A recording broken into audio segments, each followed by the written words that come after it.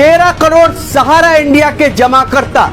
12 लाख सहारा India के agent सबने लोकसभा 2024 के चुनाव का बहिष्कार कर दिया है। इसलिए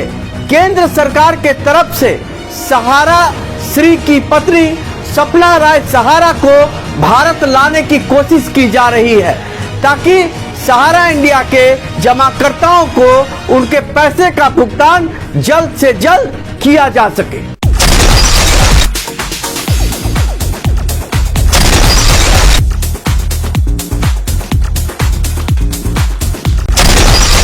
सहारा इंडिया के जमाकर्ताओं का पैसा लौटाने के लिए भारत के गृह मंत्री अमित शाह के तरफ से बड़े ही धूमधाम से सहारा पोर्टल लॉन्च किया गया, पर यह पोर्टल टाइम फिक्स हो गया।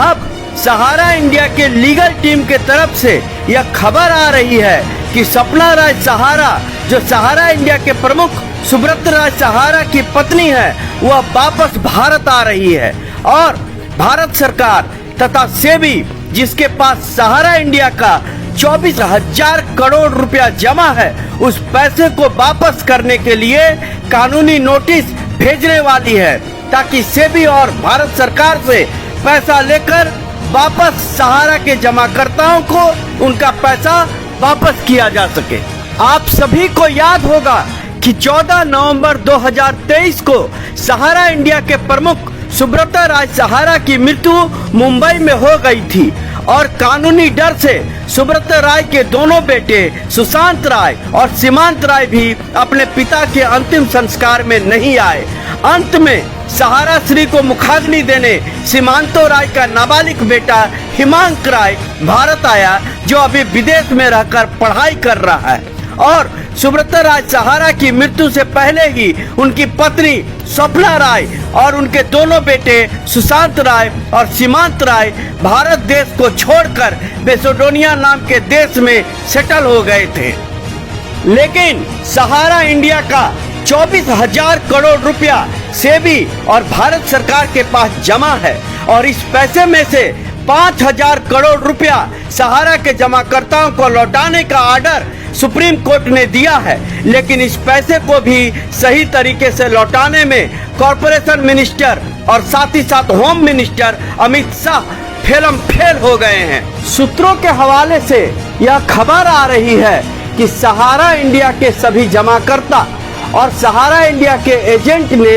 लोकसभा 2024 के चुनाव में केंद्र सरकार के खिलाफ मोर्चा खोल रखा है और 13 करोड़ सहारा के जमाकर्ता और 12 लाख सहारा के एजेंट ने